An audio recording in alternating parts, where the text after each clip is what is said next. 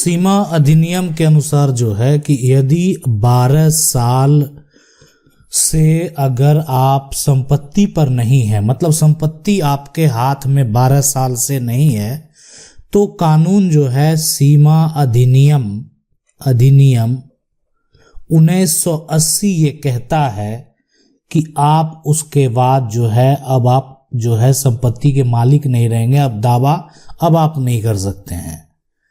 अब है कि एक समय सीमा बना दिया गया है कि अगर आपको संपत्ति पर, अगर मान लेते हैं किसी का कब्जा है और आपको कार्रवाई करना है, ठीक है, तो उस केस में क्या होगा कि आपको एक समय सीमा यानी 12 साल के भीतर, है ना, के भीतर जो है वो आपको कार्रवाई करना उसके ऊपर। और 12 साल तक अगर आपने क्या किया, किसी प्रकार का कोई कार्रवाई नहीं किया तो समझ लीजिए कि जो संपत्ति है वो आपके हाथ से चली गई।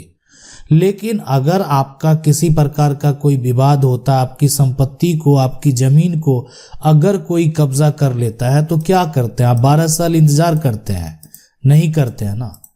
लेकिन ऐसे बहुत सारे ऐसे मामले हैं जो कब्जा संबंधित हैं, और क्योंकि 12 वर्ष के बाद जो है आपका अधिकार संपत्ति पर से रद्द कर दिया जाएगा और संपत्ति का जो मालिकाना हक है ना, मालिकाना जो हक है वो किसी और को प्राप्त हो जाएगा। लेकिन सुप्रीम कोर्ट के द्वारा बहुत सारे ऐसे फैसले हैं।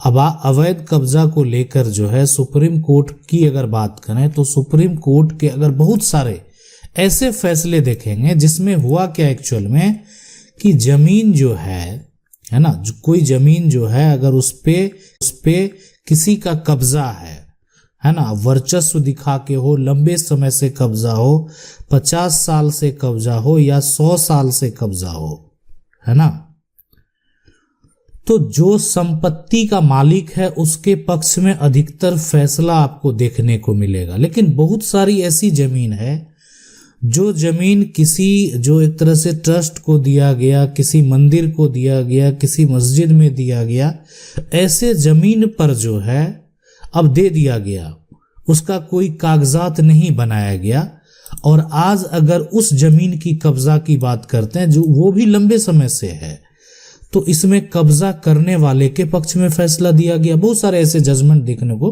मिलता है। लेकिन बहुत सारे ऐसे जजमेंट भी हैं जो कब्जाधारी के पक्ष में भी फैसला हुआ, इसलिए कि ये अधिकार दिया गया। प्रतिकूल कब्जा जो है ये अधिकार देता है कि 12 साल अगर आप नहीं हैं और ना आप संपत्ति का टैक्स दे रहे हैं सरकार को, ना आपके पास कोई कागजात है, ना आप उस व्यक्ति के खिलाफ किसी प्रकार का एक्शन लिए हैं, तो फिर आप उस पर दावा कैसे कर सकते हैं? ठीक है, तो 12 साल से जिसका अवैध कब्जा है उसको मालिकाना हक का दावा करने का जो है वो अधिकार हो जाता है ना। कि अब मान लेते हैं आपकी जमीन है, आपकी जमीन को कोई आज अगर कब्जा करता है तो आप क्या करेंगे? उसके खिलाफ एक्शन लेंगे, है ना। उसको जो है ऐसा तो नहीं 12 साल तक आप छोड़ देंगे, लेकिन पहले ऐसे मामले आपको पहले ज्यादा देखने, पुराना मामला जो है जो अवैध तरीके से जो है कब्जा किया गया, ऐसे मामले आपको अधिकांश देखने को मिलेंगे। अब उसमें क्या है कि अगर जो संपत्ति है किसी का अवैध कब्जा अगर 12 साल से है ना, तो कानून हमारा अभी फिलहाल ये कहता है, जो एक तरह से अधिकारी हैं, जो मजिस्ट्रेट हैं, कि अगर उसको हटाना है, इस प्रॉपर्टी पर से हटाना है, तो कानून ये कहता है कि वहां से कोई जो है एक तरह से बिना कोई उचित जो है कानूनी प्रक्रिया किए हुए उसको हटाया नहीं जा सकता है। मतलब उसको वहां से, उस व्यक्ति को आप हटा नहीं सकते हैं, उसके लिए आपको जो है कानूनी प्रक्रिया करना पड़ेगा, इसलिए कि वो 12 साल से उस व्यक्ति पर है, आपको हटाने का अधिकार नहीं है। वो जो है वो न्यायालय के ऊपर है कि आखिर उसको मालिकाना हक दिया जाए, है ना। मतलब जो कब्जा करने वाला है उसको मालिकाना जो है हक मिलेगा या उसको हटा दिया जाएगा, है ना। वो डिपेंड करता है एक तरह से जजमेंट के ऊपर। अब सवाल उठता है कि अवैध कब्जा करने पर कौन सा लगता है, आखिर कोई ऐसा कानून है? अगर मान लेते हैं कोई अवैध कब्जा कर लेता है तो उसके खिलाफ देखें, अगर यहां पर कानून की बात करें तो धारा 467 जो है ना, कोई भी व्यक्ति अगर जो है फर्जी दस्तावेज बनाकर, है ना, फर्जी दस्तावेज जो है यानी फर्जी कागजात बनाकर अगर संपत्ति पर जो है कब्जा करता है, दावा करता है, वर्चस्व दिखा के संपत्ति पर कब्जा करता है, तो इसके तहत जो है, इस धारा के तहत जो है उसके ऊपर जो है कार्रवाई यहां पर किया जाता है। अब यहां पर सवाल उठता है कि अगर इस तरह के मामले हैं, आखिर मान लेते हैं जो कब्जा है इसके हटाने का अगर यहां पर बात करें तो देखें, कब्जा हटाने के लिए यहां पर क्या होता है कि सबसे पहले मान लेते हैं आज आपकी जमीन है, आपका संपत्ति है और उस पे आके कोई कब्जा करता है, ये जमीन अभी वर्तमान में आपके पास है और इस पे जो है कोई आके कब्जा जो है अगर करता है तो आप क्या करेंगे? या तो आप रोकने का प्रयास करेंगे, आप अगर उसमें सामर्थ्य रखते हैं तो। अगर आप सामर्थ्य नहीं रखते हैं तो आप उस व्यक्ति के खिलाफ जो कब्जा करता है उसके खिलाफ जो है क्या करेंगे, है ना, खिलाफ जाकर FIR दर्ज करवाएंगे, ये काम करेंगे। अब जो है पुलिस जो अधीक्षक हैं, पुलिस के जो अधिकारी हैं, उनके पास शिकायत दर्ज कराएंगे।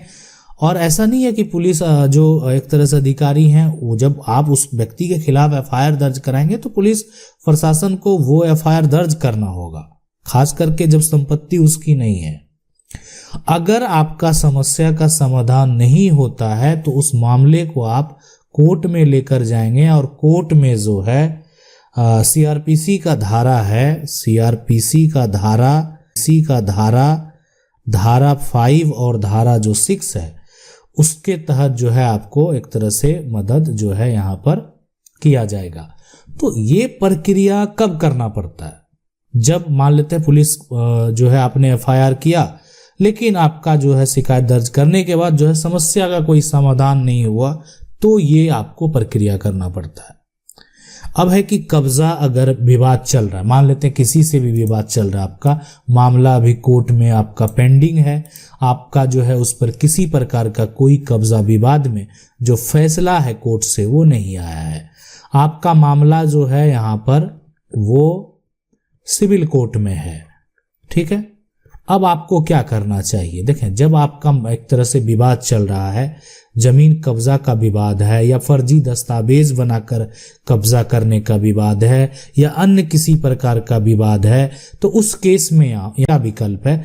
विकल्प ये है कि इस पे आपको एक स्टे ले लेना चाहिए। तो कब्जा विवाद में स्टे ऑर्डर आपको कोर्ट से लेना चाहिए, इंजंक्शन पिटीशन जो है आप वहां पर के लिए आप याचिका दायर करेंगे। परमानेंट स्टे अगर आपको मिल जाता है तो उससे होगा क्या, मतलब कोर्ट के द्वारा जब उस पे रोक लगा दिया जाएगा तो उसका मतलब ये होता है कि अगर उस व्यक्ति के पास फर्जी दस्तावेज भी है ना, तो वो किसी को बेच नहीं सकता है।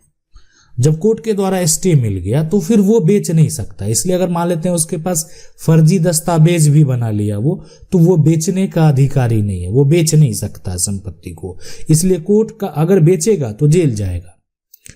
यानी कोर्ट बेचने का मतलब क्या हो गया कि कोर्ट के आदेश का उल्लंघन करना, और कोर्ट के आदेश का अगर कोई भी उल्लंघन करेगा, वो कितने बड़े अधिकारी क्यों ना हो, तो उस पे एक्शन लिया जाता है।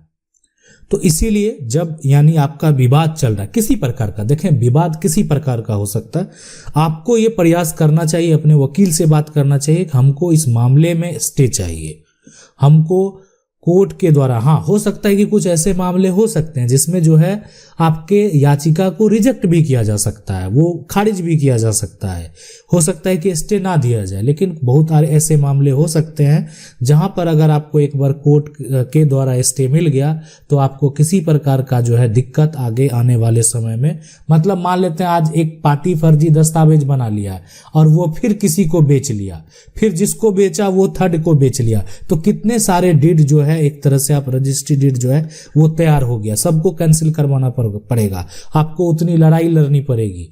तो लेकिन जब आप एक बार रोक लगा देंगे तो फिर आगे कुछ नहीं होने वाला। अगर वो उल्लंघन करता है ठीक है, ऐसे तो जजमेंट जिस दिन आएगा सारा डीड एक साथ है, लेकिन अगर वो किसी प्रकार का उल्लंघन करता है उसके ऊपर, तो उसके ऊपर जो है कार्रवाई किया जाएगा, उसको अरेस्ट भी किया जा सकता है। आशा करते हैं वीडियो अच्छा लगा होगा। वीडियो को लाइक जरूर कर दें। चैनल को पहली बार देख रहे हैं, सब्सक्राइब करके जो बेल आइकन है उसको जरूर दबा लें। मिलते हैं अगले वीडियो में, तब तक के लिए जय हिंद।